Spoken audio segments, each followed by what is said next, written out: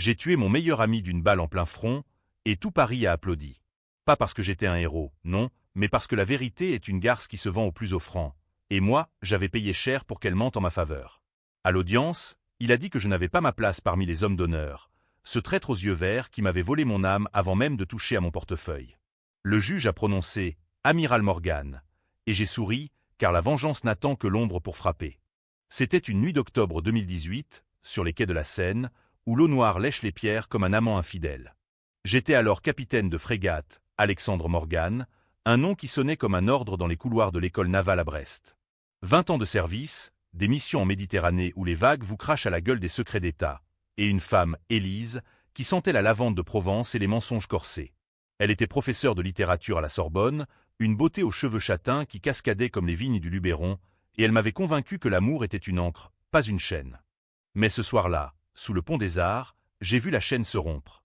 J'attendais Élise pour notre dîner hebdomadaire au Procope, ce café historique où Voltaire s'était enivré de café et de révolution. Mon téléphone vibrait, un message d'elle, « Retarde-toi, chérie, réunion imprévue ». J'ai ri, pensant à ses collègues pédants qui disséquaient Balzac comme des cadavres. Au lieu de ça, j'ai suivi une intuition, cette vieille compagne des marins qui sent la tempête avant le bulletin météo. Les ombres des touristes s'effaçaient dans la brume automnale, et je l'ai vue, Élise, enlacée à lui. Lui, c'était Victor Delaunay, mon meilleur ami depuis l'académie, lieutenant-colonel dans la Légion étrangère, un homme aux épaules larges comme les remparts de Carcassonne et aux yeux verts qui promettait la loyauté éternelle. Il s'embrassait avec une urgence qui n'était pas la nôtre, ses mains à elle glissant sous sa chemise kaki, lui murmurant des mots que le vent emportait vers l'île de la Cité. J'ai reculé dans l'ombre d'un réverbère, le cœur cognant comme un canon sur un navire en déroute. Pourquoi Victor? Nous avions partagé des bivouacs en Afrique, des verres de pastis à Marseille après des exercices en Camargue. Il était le parrain de notre fille, Louise, cette petite de 5 ans aux boucles blondes qui appelait « Tonton Vic » avec un rire qui faisait fondre les glaces polaires. Et Élise? Elle avait été mon refuge après la mort de mon père, un amiral lui-même, noyé dans une tempête au large de Ouessant en 2005. « Tu es mon phare, Alex », me disait-elle, levée contre moi dans notre appartement haussmannien du 7e arrondissement, avec vue sur les Invalides. J'ai attendu, tapi comme un loup dans les dunes de la côte normande. 1 heure plus tard, ils se séparèrent, Élise remontant vers le métro Saint-Michel, Victor s'engouffrant dans une berline noire immatriculée DGSE, les services secrets français, où il avait grimpé les échelons grâce à des OPS que même moi, marin de la Royale, n'osais pas imaginer. J'ai suivi la voiture jusqu'à une ruelle près de la place Vendôme, où elle s'arrêta devant un hôtel particulier au volet clos. Il en sortit, seul, et disparut à l'intérieur. Le lendemain, j'ai fouillé son bureau à l'Élysée, non, pas vraiment, mais presque. Victor était attaché au cabinet du ministre des Armées, un poste qui lui donnait accès à des dossiers classifiés. J'avais mes contacts, un sergent-chef à la DGSI qui me devait une faveur après une mission commune en Libye. « Alex, t'es sûr ?» m'avait-il demandé au téléphone, voix rauque de tabac et de nuit blanche. « Fouille pas là-dedans, c'est un nid de vipères. » Mais j'ai fouillé. Et j'ai trouvé des transferts bancaires de comptes offshore au Caïmans vers un fonds humanitaire en Syrie, masquant du blanchiment pour des milices islamistes. Victor, mon Victor, finançait le chaos au Moyen-Orient sous couvert d'opérations secrètes. Et Élise? Son nom apparaissait en filigrane, consultante freelance pour des ENG bidons, encaissant des honoraires qui payaient nos factures d'électricité et les robes de Louise chez Bonpoint. La trahison me frappa comme une lame de fond. Pas seulement l'adultère, ça, c'était du menu fretin comparé à la haute trahison. Il me volait mon honneur, ma famille, et pire, il mettait en péril la France que j'avais juré de défendre. J'ai confronté Élise ce soir-là, dans notre cuisine où les casseroles en cuivre pendaient comme des pendus. « Dis-moi que c'est faux », ai-je murmuré, les mains tremblantes sur la table en chêne. Elle a levé les yeux de son iPad, ce regard de biche effarouché qu'elle réservait aux auditeurs récalcitrants. « Alex, chérie. C'est compliqué. Victor m'a aidé à payer les dettes de l'université. Et pour Louise, les soins. » Louise. Notre fille avait une leucémie, diagnostiquée l'année précédente. Les traitements à l'hôpital Necker coûtaient une fortune et l'État français, malgré ses promesses, rationnait les aides comme un quartier-maître avare. Victor avait arrangé des fonds, disait-elle. C'est pas de la trahison, c'est de la survie. Survie. Le mot me brûla la gorge. J'ai ri, un rire sec comme le Mistral en hiver. Et moi? Je suis quoi, ton bouclier humain? Le pigeon qui signe les chèques et parade en uniforme. Elle a pleuré, Ces larmes salées qui avaient autrefois apaisé mes tempêtes intérieures. Je t'aime, Alex. Mais Victor. Il comprend les ombres. Toi, tu vis dans la lumière. La lumière. J'ai sorti le dossier, les preuves étalées comme des cartes à jouer. Ses yeux s'écarquillèrent, et pour la première fois, je vis la peur, pas pour moi, mais pour elle. Si ça sort, on finit tous en tôle. Louise perdra tout. J'ai reculé. Gánh tội thay. Non, pas encore. Mais la graine était plantée. Les jours suivants furent un tourbillon. Je maintenais la façade, le mari exemplaire, le père dévoué, emmenant Louise au jardin du Luxembourg où les châtaignes craquaient sous nos pas. Mais la nuit, je complotais. J'appelais un vieil ami, le commissaire Julien Moreau, de la PJ parisienne, un fumeur de Gauloise qui haïssait les puissants. Victor Delaunay, t'es dingue, Alex. C'est intouchable. Personne n'est intouchable, Julien. Pas en France. Nous nous rencontrâmes aux Zinc du départ, près de la gare de Lyon, entourés d'ouvriers en bleu de travail et de voyageurs pressés. Il but son Pernod cul sec. Qu'est-ce que tu veux? La vérité. Et sa tête. Il secoua la tête, moustache frémissante. Ça pue le scandale. Si t'insistes, tu tombes avec. Je souris. C'est le but. Mais le destin, ce farceur gaulois, avait d'autres plans.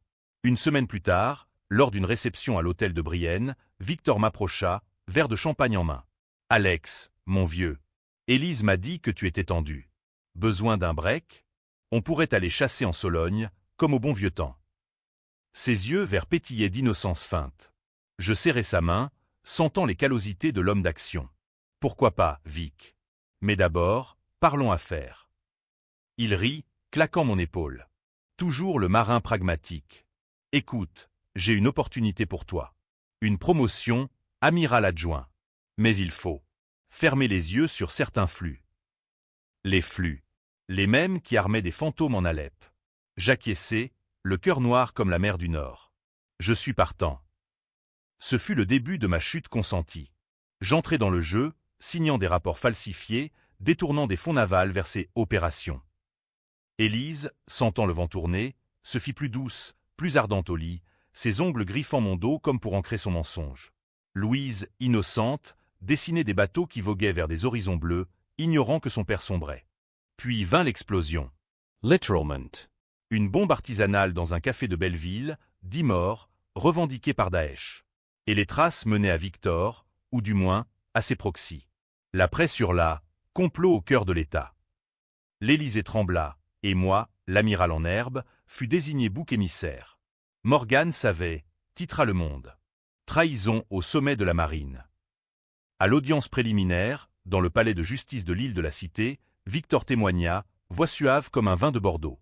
Alexandre était au courant. Il a couvert pour protéger sa famille. Élise, en tailleur noir, hocha la tête, les larmes aux yeux, pour la galerie. Le juge, un homme sec aux lunettes rondes, prononça « Amiral Morgan, vous êtes accusé de haute trahison. » Et je souris, car la vengeance n'attend que l'ombre. La cellule de la santé put le désespoir rance, un mélange de sueur froide et de regrets aigres. J'y atterris comme un vaisseau en cale sèche, dépouillé de mon uniforme pour un pyjama gris qui gratte la peau. Les murs, épais comme les remparts de Vauban, étouffent les cris des damnés, mais pas mes pensées. Victor m'avait promis la lune, amiral adjoint, médaille de la Légion d'honneur, et m'avait livré à la marée montante de la justice. Élise? Elle avait fui à Marseille, chez sa sœur, emmenant Louise comme un trophée de guerre. Pour son bien, avait-elle écrit dans une lettre pliée en 4, parfumée à la lavande. Je relisais cette lettre chaque nuit, les barreaux de fer projetant des ombres zébrées sur le papier. Alex, pardonne-moi. C'était pour survivre. Victor dit que tu comprendras un jour. Comprendre? J'avais Gann Titaille pour eux, falsifiant des logs de navigation pour masquer des cargaisons d'armes vers la Turquie, sous couvert d'aide humanitaire. Des conteneurs marqués « Médicaments pour Alep » qui, une fois déballés, crachaient des AK-47 et des grenades. J'avais signé, oui, parce que Victor jurait que c'était, pour la patrie, une OP of the books pour déstabiliser Assad. Mensonge. C'était pour son compte en banque, gonflé à coups de bakchiche de marchands d'armes qataris. Mon avocat, un jeune loup de la cour de cassation nommé Thibault Renaud, me visitait 2 fois par semaine, cartable en cuir noir bourré de plaidoiries ratées. Alex, plaidé coupable pour une peine réduite. Haute trahison, c'est la perpétuité, ou pire, Guantanamo version française à Gure. Je riais, un écho creux dans la cellule. Thibault, la France n'a plus de colonie pour ça. Et je suis innocent. En partie. Il haussait les épaules, allumant une clope malgré l'interdit. En partie, vos signatures sont partout. Et ce témoin, Delaunay. Il est en or massif pour l'accusation. Victor. Le serpent qui muait sa peau plus vite qu'un lézard en plein cagnard provençal. Après mon arrestation, il avait été promu colonel, muté à Djibouti pour sauver la face. Les journaux le portaient au nu, héros qui démasque le traître Morgan. Élise, interviewée par France Inter, sanglotait « Je ne l'aurais jamais cru capable ». Capable de quoi? De l'aimer plus qu'elle? De protéger leur fille d'un père corrompu? Les nuits étaient les pires. Je revoyais Louise, ses yeux verts hérités de sa mère, me demandant « Papa, quand tu rentres ?» J'écrivais des lettres que je ne postais pas, des contes de marins où les monstres des abysses finissaient embrochés sur des harpons. Mon contact à la DGSI, ce sergent-chef, m'avait lâché « Désolé, Alex. Ordre d'en haut. T'es grillé. » Grill. Comme un gigot pascal à Pâques. Mais la braise couvait. Un mois en tôle, et les fissures apparurent. Un gardien, un breton trapu nommé Le Goff, glissa un téléphone jetable sous mon matelas. De la part d'un ami, capitaine. Utilisez le sage. L'ami, Julien Moreau, mon commissaire. Sa voix grésilla. Alex, écoute. J'ai creusé. Delaunay n'est pas clean. Ces fonds syriens, liés à un réseau plus gros, des généraux à la retraite, des politiques de droite qui flirtent avec l'extrême. Et Élise. Elle signe des rapports pour une ONG fictive, la Fondation Lumière d'Orient, qui lave l'argent pour Poutine via des shell compagnies à Chypre. Poutine. Le diable russe entrait en scène, et Victor dansait la valse avec lui. Julien poursuivit, mais prouve-le, et tu coules le bateau avec. Incluant ta gosse. Louise. Le nom me transperça. Trouve-moi une sortie, Julien. N'importe quoi. Il hésita. Y a un deal. Plaider coupable, et je balance un dossier anonyme à la presse. Delaunay saute, mais toi. Tu fais de la cabane jusqu'à tes vieux jours. Marché de dupes. J'acceptai, le gosier serré comme un nœud gordien. À l'audience suivante, dans la salle des pas perdus où les échos murmurent des absolutions, je plaidai « Coupable, monsieur le président ». Les flashs crépitèrent, et Victor, au premier rang civil, me lança un regard de triomphe voilé de pitié. La sentence tomba comme un couperet. 20 ans à Clairvaux, cette forteresse médiévale en Champagne où les âmes se noient dans la boue. Élise vint me voir une fois, à travers la vitre blindée, Louise sur les genoux. « Papa ?» murmura la petite, paume contre le verre. Élise, maquillage impeccable, dit « C'est fini, Alex. On recommence à zéro. » Zero. Le mot résonna comme un glas. Je hochai la tête, promettant des bonbons imaginaires à Louise. Mais intérieurement, le feu couvait. De retour en cellule, j'appelai Julien, lance le dossier. Et prépare-toi, la chasse est ouverte. Les semaines suivantes furent un balai d'ombre. La presse explosa. Scandale de Delaunay, trahison russe au cœur de l'armée. Victor fut rappelé, interrogé, mais il louvait comme un sous-marin, cadre forcé par Morgan. Il contre-attaqua, accusant Julien de fabrication de preuves. Mon commissaire fut suspendu, sa femme, une libraire du Marais, harcelée par des anonymes. Élise, elle disparut de la circulation, emmenant Louise en vacances en Corse, chez un oncle vigneron. Ses messages s'espacèrent. « Protège-toi, Alex. » Victor est furieux. Furieux, il préparait sa riposte, je le sentais dans mes os de marin. Puis, le twist mineur. Un colis anonyme arriva à la prison, un USB dissimulé dans un livre de Dumas, Le Comte de Monte Cristo, Ironie du sort. Dedans, des enregistrements, la voix de Victor, en meeting secret à l'hôtel Lutetia. Morgan et le bouc. Une fois qu'il pourrit, on relance les flux. La Russie paie bien pour nos conseils en Syrie. Preuve en or. Mais qui l'avait envoyé? Pas Julien, trop risqué. Un allié invisible dans les services? Ou Élise, rongée par la culpabilité? Je n'osais pas espérer. Au lieu de ça, je complotais. Clairvaux n'était pas l'enfer, c'était une forge. J'y affinais ma lame. Un codétenu, un ex-membre du GSPR, la garde présidentielle, nommé Karim, m'a pris les ficelles. La tôle, c'est un réseau, amiral. Comme la marine. Il avait des contacts dehors, des musclés, du 18e qui faisait du zèle pour un prix. Qu'est-ce que tu veux? Lone. Mort ou vif? Kareem Ritt, Dents Johns. Vif, c'est mieux. Pour qu'il sente. Les mois passèrent en un brouillard de routine. Levé à 6 heures, cours de promenade où les rumeurs volent comme des mouettes, bibliothèque où je dévorais Sun DSU et Maupassant. Mes rêves étaient hantés par la mer, ces vagues atlantiques qui m'avaient porté à la gloire, et maintenant me noyaient. Un matin de printemps 2020, la Covid frappa, transformant Clairvaux en camp de quarantaine. Les visites stoppèrent, mais pas les nouvelles. Victor, blanchi par une commission d'enquête indépendante, promu général, muté à l'OTAN à Bruxelles. Élise avait divorcé, obtenant la garde exclusive de Louise, et vivait désormais à Nice, pour le climat. Le climat?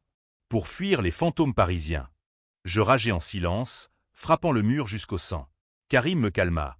Patience, capitaine. La vengeance est un vin qui se bonifie en cave. Et il avait raison. Car l'ombre grandissait, et avec elle, mon plan prenait forme. Une évasion feinte, une alliance avec des ombres extérieures, et un retour à Paris pour régler les comptes. Victor avait trahi la France. Moi, je la vengerais, au prix de mon âme. Mais d'abord, il fallait briser les chaînes. Invisibles, celles de la loyauté brisée, étaient les plus dures. L'évasion de Clairvaux fut un opéra bouffe, digne d'une pièce de Molière jouée par des clowns armés. Pas de tunnel sous la chapelle gothique, non. Un simple transfert médical bidon, orchestré par Karim et un toubib corrompu qui prescrivait des examens spécialisés à l'hôpital de Reims. J'en sortis en ambulance, menottes au poignet, mais avec un scalpel planqué dans le mollet, cadeau de Le Goff, ce breton fidèle. À Reims, la cathédrale veillait comme une sentinelle de pierre, indifférente aux pêcheurs. L'ambulance s'arrêta dans une ruelle près des caves de champagne, où le mousseux coule plus que le sang. 2 infirmiers, en fait, des malfrats du sentier, payés en billets froissés, me libérèrent. Pour l'amiral, grognalin, tatouage de l'encre royale sur l'avant-bras. J'étais libre, mais traqué. Un mandat d'évasion nationale, ma photo placardée comme un avis de recherche du 19e siècle. Première étape, un Safaos à Charenton, banlieue de Paris, chez une veuve de marin nommée Madame Duval, qui haïssait la hiérarchie autant que les Allemands en 40. Votre père était un héros à Mer el-Kébir, me dit-elle, servant un pot-au-feu fumant. Allez, mangez. Et foutez le camp avant l'aube. Je mangeai, le ventre noué. Puis, appel à Julien Moreau, depuis un burner phone. Où es-tu, bon sang? Proche. Et toi? Libre comme l'air du large. Besoin d'armes, d'un QG et de Louise. Silence. Louise. Élise l'a emmené à Nice. Mais Victor. Il sait que tu bouges. Il a mis des indices partout. Victor. Le masque tombait, révélant le monstre. Julien m'a pris le reste. Pendant ma détention, Victor avait épousé Élise en catimini, à la mairie du 7e, Louise comme témoin miniature. Pour protéger la famille, ricana mon ami. Et le scandale? Étouffé par des pressions de l'Élysée, Macron, ou qui que ce soit au pouvoir en 2020, avait besoin d'alliés russes pour l'énergie, et Victor était le lien graisseux. Yebuilai. Rends-moi service, contacte Élise. Dis-lui que je veux la voir. Seul. Tu joues avec le feu, Alex. Le feu, c'est mon métier. 2 jours plus tard, je roulais vers Nice en Peugeot volé, radio crachotant du Brassens, les copains d'abord, en boucle ironique. La côte d'Azur défilait, ces falaises azurées qui masquent des abysses noirs. J'arrivais à la villa de l'oncle, une masse en pierre ocre perchée sur les collines d'Aise, où le vent chantait des complaintes niçoises. Élise m'attendait sur la terrasse, robe blanche flottant comme un suaire, un verre de rosé à la main. Louise dormait dedans, épuisée par une journée à la plage. Alex. Comment. Peu importe. Pourquoi, Élise? Elle détourna le regard vers la mer, où des yachts dansaient comme des prostituées de luxe. Au début, c'était l'argent. Pour Louise. Les chimios, les transplants. Victor avait les connexions. Puis, il m'a fait sentir vivante. Toi, tu étais toujours en mer ou en réunion. Un fantôme en uniforme. Un fantôme. Le mot piqua. Et le mariage? Louise appelle-t-elle papa maintenant? Ses yeux s'embuèrent. C'est pour la stabilité. Victor est riche, protégé. Il dit que tu es perdu, que tu vas nous traîner dans ta folie. Foley. Ma vengeance naissante. Je m'approchai, sentant son parfum. Toujours cette lavande traîtresse. Reviens avec moi. Aide-moi à le faire tomber. Pour de bon. Elle recula, main tremblante. Et Louise, tu veux qu'elle grandisse sans père? Ou pire, avec un criminel en cavale? Criminel. J'étais le bouc, Gan titaille pour leur péché. Il a tué des innocents, Élise. À Belleville, à Alep. Et toi, tu signes ces chèques. Elle éclata en sanglots, corps secoué comme une voile en tempête. Je sais. J'ai essayé d'arrêter. C'est pour ça que j'ai envoyé l'USB. Mais Victor. Il me tient. Des preuves sur moi, des photos, des mais. Si je parle, on finit tous au fond. L'USB. C'était elle. Un fil d'espoir dans la toile. Je la pris dans mes bras, sentant son cœur battre la chamade. On s'en va. Ce soir. Vers le nord, la Bretagne. Là où les vagues effacent tout. Elle hésita, lèvres tremblantes contre les miennes. Un baiser, salé de larmes et de regrets. D'accord. Pour Louise. Mais le destin, ce saltimbanque français, intervint. Au lever du jour, alors que nous chargeayions la voiture, Louise encore ensommeillée, peluche en main, les phares balayèrent la nuit. Une berline noire, comme celle de Victor. Des hommes en civil en sortirent, flingue au poing. Des gestes, mains en l'air. Victor avait flairé. Élise hurla, me poussant devant elle comme un bouclier. Prenez-le. Pas la petite. Je tirai le scalpel, mais c'était futile. Une décharge de tasée me plia en deux, le monde virant au noir. Réveil en salle d'interrogatoire à Nice, face à un capitaine aux yeux froids. Morgan, vous êtes fini. De l'onnet à tout, votre évasion, le kidnapping tenté. Kidnapping. Leamot me gifla. Élise avait vendu, encore. Pour sauver sa peau, elle avait appelé Victor, prétextant une crise. Louise était en sécurité, bien sûr, avec son nouveau papa. La rage me consuma. Dit à l'onnet que je viens pour lui. Le capitaine sourit. Il attend. À Paris. Transfert en hélico vers la capitale, survolant la vallée du Rhône comme un rapace. À Fresnes, cette prison moderne aux allures de bunker, je ruminais. Julien m'avait abandonné? Non, un message glissé par un gardien. Plan B. Tiens bon. Contact dans 48 H. Le contact fut Karim, infiltré comme nouveau. Général Launay est en ville. Réception à l'Opéra ce soir. Sécurité light, il se croit intouchable. Intouchable. Erreur fatale. Nous tramâmes, un colis piégé, déguisé en cadeau d'anniversaire d'un ancien camarade. Dedans, pas de bombe, mais un gaz incapacitant, suivi d'une exfiltration. Tu le saignes? Demanda Karim, yeux luisants. Pas encore. Je veux qu'il parle. Qu'il avoue. La nuit de l'opéra fut un feu d'artifice de soie et de strass. Victor, en smoking, escortait Élise au bras, diamant scintillant sous les lustres de cristal. Louise n'était pas là, trop jeune pour Garnier. Le poison frappa à minuit. Victor s'effondra en loge, bavant, paralysé. Ses gardes paniquèrent. Moi, tapi dans les coulisses via un accès volé, je m'infiltrai. Son visage, tordu, me fixait. Alex. Traitor. Non, Victor. C'est toi. J'enclenchai l'enregistreur. Avo. Les fonds, la bombe, tout. Il gargouilla, yeux verts injectés de sang. Pour la France. Poutine. Nos alliés. Alliés. Le délire d'un mégalomane. Il cracha des noms, généraux véreux, un ministre impliqué, même un lien avec l'Élysée. Proves vocals. Irrefutables. Puis, le chaos, sirène, renfort.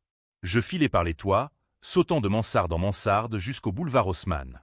Karim m'attendait en moto, nous filant vers Montmartre. Mais le masque d'Élise tombait plus bas. Dans l'enregistrement, sa voix, « Victor, fais le taire pour de bon ». Elle savait pour l'opéra. Elle l'avait aidé à me piéger. La trahison, double, me lacéra le ventre. Ma femme, ma complice involontaire, était le poison le plus mortel. Montmartre, ce village perché sur Paris comme un coq gaulois, devint mon bastion éphémère. Un atelier d'artistes abandonné près du Sacré-Cœur, où les toiles pourrissaient et les rats dansaient la java. Karim veillait, flingue sur la cuisse, tandis que je décortiquais l'enregistrement de Victor. Des noms, des dates, un réseau tentaculaire reliant l'Hexagone à Moscou via des ports libyens. C'est du lourd, amiral, grognatait-il, mâchant un bout de baguette. Si ça sort, c'est la VE République qui tremble. Tremble. Le mot me fit sourire. J'envoyai le fichier à Julien via un dead drop au Père-Lachaise, un banc près de la tombe de Chopin, où les feuilles mortes masquaient les USB. Balance-le à Mediapart. Anonym. Julien rappela depuis un café du quartier latin. T'es suicidaire, Alex. Delaunay est en réa à l'hôpital militaire Percy. Il nie tout, accuse un complot personnel. Et Élise? Elle porte plainte pour harcèlement. Harcèlement.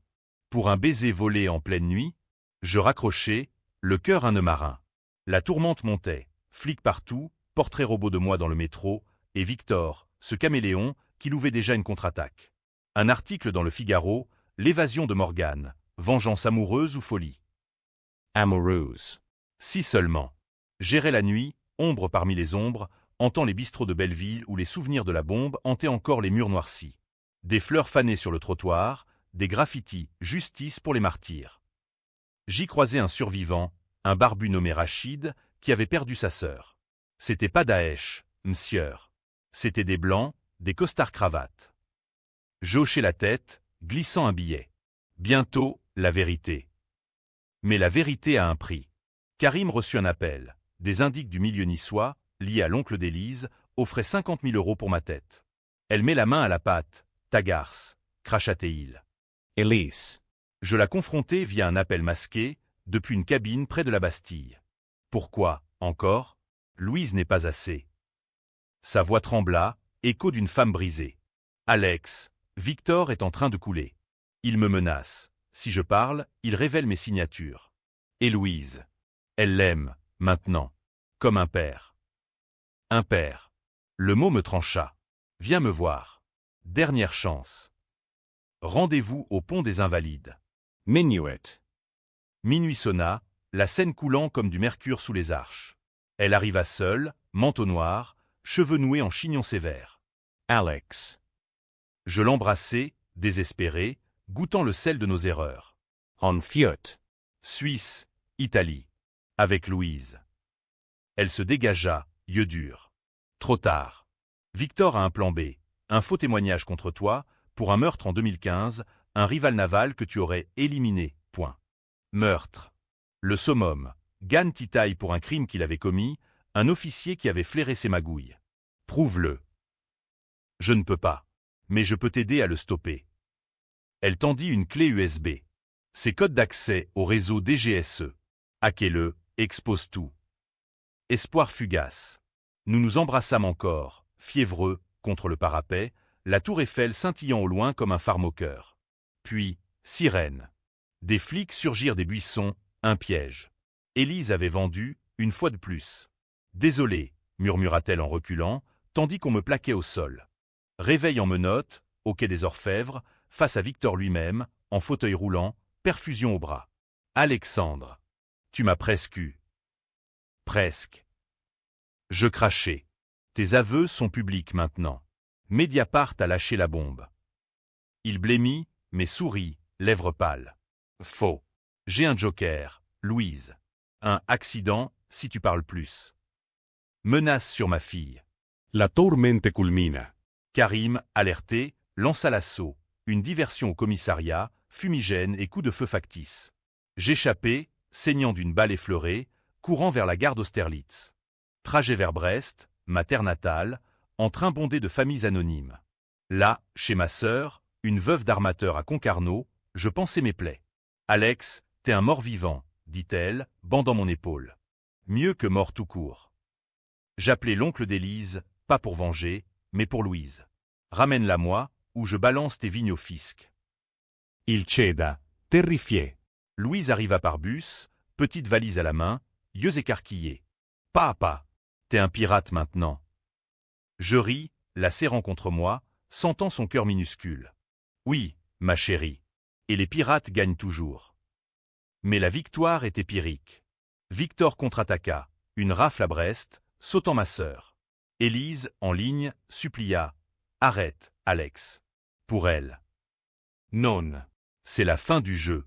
Le plan final, infiltrer l'hôpital Percy, où Victor se remettait. Déguisé en interne, blouse volée, stéthoscope, je glissai dans sa chambre à 3 heures du matin. Il dormait, moniteur bipant comme des signaux morses. Réveil brutal, ma main sur sa gorge. Aveu. Pour de vrai. Où je finis le boulot. Il gargouilla, yeux exorbités. Elise. Elle savait tout. Depuis le début. La leucemie de Louise?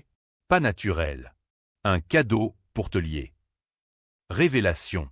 La maladie, orchestrée, poison lent, pour me piéger dans la dette. Le monde bascula. Monstre.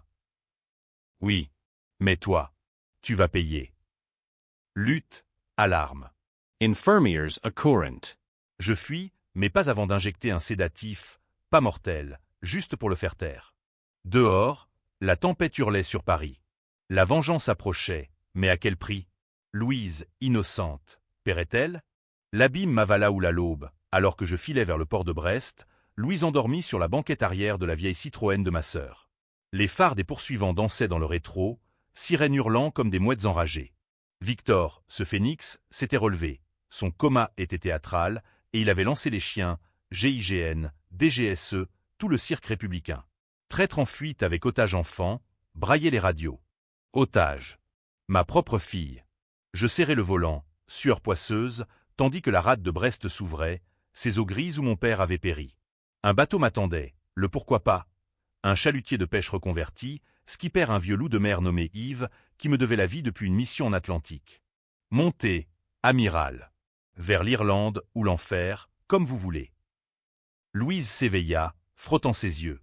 Papa, on va où? Au pays des fées, ma puce. Là où les méchants ne gagnent pas. Mensonge pure. Nous larguâmes les amarres sous un ciel plombé. Le pourquoi pas? Filant comme un fantôme marin. Mais les hélicos vrombirent bientôt, projecteurs balayant les vagues. Morgan. Rendez-vous. Yves jura en breton, virant de bord. Ils ont un hélico armé. On coule si on force. Kohler. L'idée me traversa, mieux valaient les abysses que les geôles. Mais Louise. Papa, j'ai peur. Ces mots me transpercèrent. J'appelai Élise, dernier burner. C'est fini. Dis à Victor d'arrêter. Pour elle. Sa voix, brisée. Alex. Il est mort. Mort? Quoi? Infirmier zélé. Trop de sédatifs. Cœur lâché à 5 heures. Twist. Victor, le mordu, terrassé par sa propre arrogance. Silence radio des poursuivants. Les hélicos virèrent, abandonnant la chasse. Le pourquoi pas? Voga paisible, soleil perçant les nuages comme une rédemption. À terre, en Galice espagnole, détour prudent, les nouvelles explosèrent. Général de Launay empoisonné par le fugitif Morgan. Crise au sommet. Mais l'enregistrement fuitait, aveu complet, impliquant un ministre, des généraux, même des échos à l'Élysée. Scandale national, tête roulant comme à la terreur. Élise fut arrêtée, soupçonnée de complicité. Je témoigne, hurla-t-elle à la télé, menotte au poignet. Tout pour sauver ma fille. Ma fille. Elle l'avait protégée, au final. Julien m'appela. Alex, rentre. Immunité possible. Tes preuves sauvent la baraque. Rentrayer. En héros ou en paria. Je regardais Louise, courant sur la plage galicienne, riant avec les vagues. Papa, regarde. Un coquillage en forme de bateau. Le choix. La vengeance avait consumé Victor, brisé Élise, mais sauvé, peut-être, la France de ses ombres. Moi, un fantôme, gagne titaille jusqu'au bout. J'appelais Julien. Dis à Paris que je viens. Mais pas pour moi. Pour la vérité. Retour en jet privé, faveur d'un diplomate discret, atterrissage à Orly sous escorte. L'audience finale, au palais de justice, fut un cirque, caméras, huées, applaudissements. Le juge, le même sec aux lunettes, prononça « Amiral Morgan, vos actes. Controversé, mais nécessaire. Acquitté, avec les honneurs. » Honors. Irony. Élise, en liberté conditionnelle, m'attendait dehors, Louise entre nous. « Pardon, » murmura-t-elle. « Pas encore, » répondis-je. Mais pour Louise, j'embrassai sa mère. La fin, pas BKCH, mais une lumière voilée. Paris bruissait de réformes, de purges. Moi, promu amiral pour de vrai, veillais sur les mers, ombre vigilante. La vengeance? Un goût amer de sel et de sang. Mais pour ma fille, elle valait l'abîme traversé. Et parfois, Au crépuscule sur la Seine, je souriais à l'horizon. Car en France, même les traîtres renaissent phénix.